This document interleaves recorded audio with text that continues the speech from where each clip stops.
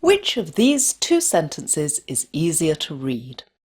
This one, the use of polymers to produce prosthetic heart valves that have the positive attributes of current, commercial and mechanical valves without any of their drawbacks has been a focus of research since the 1950s.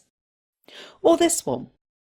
Since the 1950s, scientists have been trying to use polymers to produce prosthetic heart valves that have the positive attributes of current commercial and mechanical valves, but without any of their drawbacks. The subject matter's the same, the language is equally technical, the sentences are of similar lengths, in fact both are longer than my magic 24-word limit, but most people would say that the second sentence is easier to get through. Why is that? To find out, we need to look closely at the structure of each sentence, starting with who is doing the action. In grammatical parlance, this would be the subject. I call them the doer of the sentence. In the sentence that's easier to read, the subject or doer of the sentence is a person, or rather people, scientists, real-life human beings you can see. In fact, I bet you're picturing someone in a lab coat right now. In the less readable sentence, the subject or doer is much harder to visualise. That's because it's not a person or even a thing, but an abstract concept, the use. Now, if I asked you to draw a scientist, I bet you could have a pretty good crack at it, even if all you came up with was a stick man holding a test tube. But if I asked you to draw a use, where would you even start? And that's where the trouble with the difficult-to-read sentence starts. It opens with an abstract concept, something that's quite hard to hold in your head as you move on through the rest of the sentence. Let's look now at the main verb or doing word of each sentence. Notice the striking difference in position. In the easier version, the main doing word is right next to the main doer or subject of the sentence, those scientists.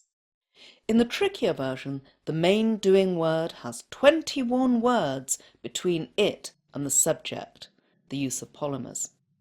That's 21 words the reader has to hold in their head before they get to the main action of the sentence.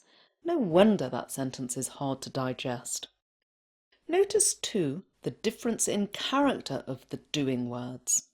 The phrase trying to use is dynamic. It conveys effort, striving, a search for answers. You can picture those scientists working away at their benches. In the harder to read sentence, the verb has been is static and dull by comparison. Finally, let's look at the text that's on the other side of the doing word. Can you tell I'm trying to avoid grammatical parlance here?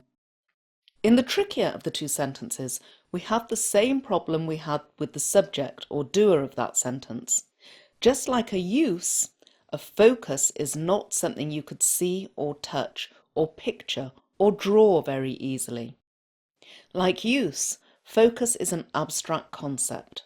The sentence basically amounts to a statement that the use of something has been the focus of something. What a lot of fluff.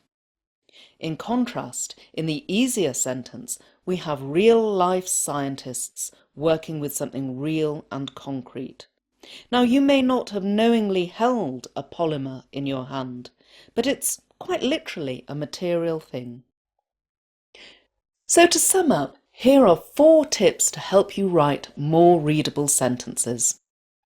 First of all, try to make the subjects, the doers of your sentences, people rather than concepts. For example, scientists rather than the use of something. Next, place your main verb or doing word as close as possible to the subject or doer of the sentence. Don't separate them with intervening verbiage. And make your sentence's main action word truly dynamic, a verb that shows your sentence's main character or characters taking action rather than simply being. Finally, always ask, does this sentence paint a picture? Does it allow the reader to visualize real people taking real action? Or does it just present abstract concepts? If it's the latter, rework your sentence to make it more concrete. I'm Dr. Clare Lynch. Subscribe to the channel for more quick writing tips.